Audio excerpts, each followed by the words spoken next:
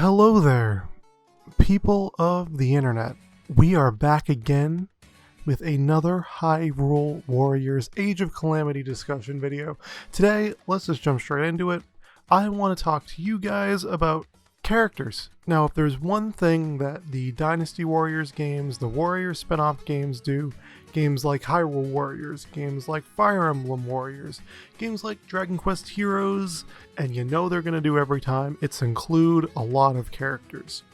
A wide variety of them that each represent something unique about either the franchise they represent or their own individual character depictions. Some of my favorite characters from the original Hyrule Warriors were characters like Twilight Midna, where Twilight Midna was only in Twilight Princess for like 5 minutes in cutscenes, and yet she got this completely unique and weird, crazy moveset that implemented some of the things that actual Midna did throughout the game in Twilight Princess. Like, I love the fact that she summons a bridge and the huge hand she has, and it's all very interesting. I liked it a lot. Beyond even just that, I feel like there's a lot of potential and possibility for them to expand upon the universe of Breath of the Wild and make these characters that honestly have very interesting designs but also have very little lore attached to them feel unique and feel like characters that are fleshed out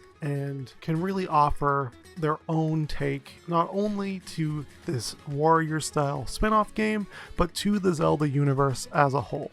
Before we get into this, I just want to ask you guys, what do you think an interesting character would be to add to Hyrule Warriors Age of Calamity? And what do you think a moveset of theirs could look like? Let me know. Before I jump into it too, I actually want to mention, like, there are some things I'm still hoping we get to learn about from the characters that we know are actually playable. Like the 4 champions, for example.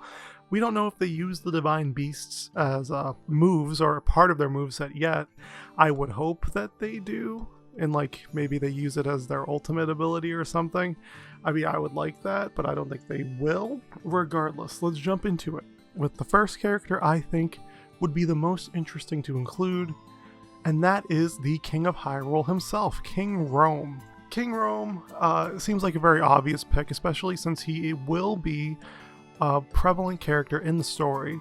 And I think he can actually be a character that would show up as a playable character in the story as well. I would like to see him use like the glider that, you kind of see him iconically ride in as the old man and just kind of wreck house with that. I would also like to see him do something like summon a gigantic ancient shrine from the ground, or shoot a Triforce in the air and have that shoot like a beam of light from the center.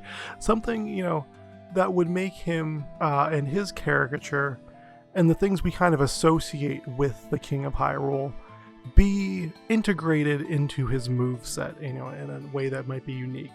I think he's a very obvious pick. Moving on from that is actually everybody's favorite Korok, Hestu. There are so many cool things they could do with him. Like, I know Lana in the original Hyrule Warriors summoned the Great Deku Tree with one of her weapons, I believe it was. And I feel like Hestu could do the same thing where he could summon the Great Deku Tree. I would just love to see a moveset where he just throws Korok seeds on the ground or offers a gigantic Korok seed poop ball, or what. I'm pretty sure that's what you get. Yeah, maybe I'm mistaken. You guys can correct me in the comments, but I think once you get all 900 Korok seeds, you literally get like a piece of shit from him that and I would love to see that be like his ultimate. He just summons a gigantic version of that from the sky. Beyond that, I just think he would be a funny joke kind of character, kind of like Tingle was in the original Hyrule Warriors. It would be pretty fun. It'd be pretty funny. So next, I think this one is also kind of a pretty funny pick, and one that is a little out of left field. I don't think they would be included in the base game or the story, possibly as DLC, is Master Koga of the Yiga clan. Now, what I would find hilarious about including a character like this into the roster is, well, I mean, one, we have a boss fight to reference a moveset from, and some of his moves and abilities and his animations were pretty funny there, like when he gets his head stuck in the ground and his ass is waving in the air, or when he summons that stone ball, and it drops on his head if you shoot an arrow at a specific point in his body. And he also has the blue barrier that he can summon. But I think the funniest thing would just kind of have him merge all the aspects of like the Yiga clan's style into his moveset. I would just love to see some move revolving around like a banana peel and a banana, like where, you know, he sees a banana, he runs toward it, he slips, and that slip causes like all of the enemies in front of him to explode or something like that. It would be pretty funny to see them reference you know, the kind of joke aspect of the Yiga clan into his moveset in some capacity. One of the things actually I want to mention that I feel like is sorely underrepresented in Breath of the Wild as a game is villains. I think the game really lacks central villainous characters, and that's because, you know, forces like the Calamity, like Calamity Ganon, really aren't individual villains. They're more caricatures, and they're kind of like the environment and the world. You know, the Calamity is this looming force that hovers over the entire land. It's not really one character that you can pinpoint and turn into a moveset like they did with like Ganondorf or Sia or, you know, Zant in the original Hyrule Warriors. In this game, it's very difficult because, you know, you have the 4 different Calamity versions of Ganon, you know, the 4 different elemental ones, but I don't think they would really translate well to movesets. They seem way too big, more like boss characters you would fight against, right? And the same thing with the Calamity Ganon, you know, the one you fight at the very end. I feel like that would be a good boss fight to go up against, but I don't think it would be a good playable character.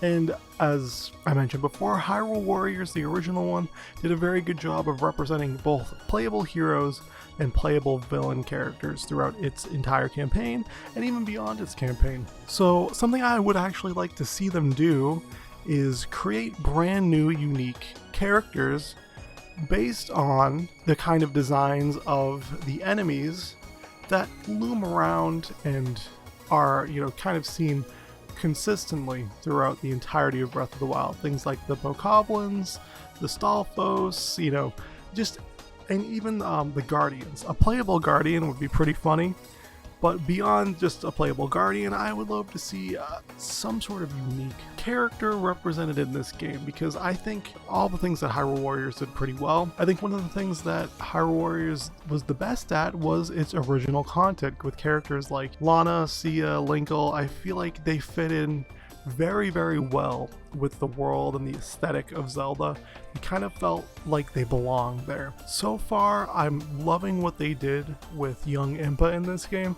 They kind of aped Paya from Breath of the Wild when they were making Impa, so I guess it's really not a fully original character, but she is an original character in my eyes at the very least. Seeing a way that they could create a new character, or maybe remix or reimagine an existing character in a way that would be interesting and unique to Breath of the Wild, is something I would definitely like to see as well. So moving on, the next thing I would actually like to see, and I think this is going to be something a lot of people want to see, is not only that we have the champions, but also the descendants of said champions be playable characters in some way, shape, or form.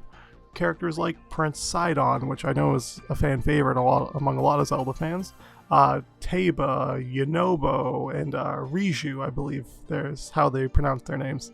All these characters that, you know, were descendants and kind of carried the torch from the champions before.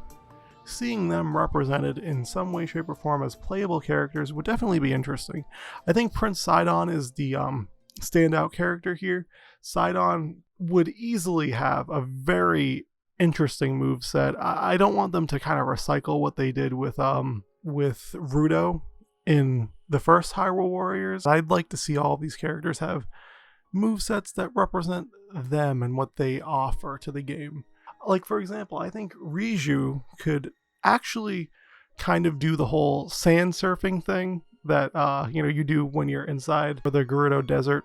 Beyond that, what I have mentioned before, and what I continue to believe, is that hopefully a lot of the characters that we do get will have completely unique movesets, and will each be able to wield a variety of different weapons, because One of the things that was, I feel like, kind of a breath of fresh air, forgive the pun, for Breath of the Wild was how versatile you could make Link as a character. You could give him such a wide variety of weapons, armor sets, and you could really explore the world and its systems and functions and physics seamlessly throughout the entire experience.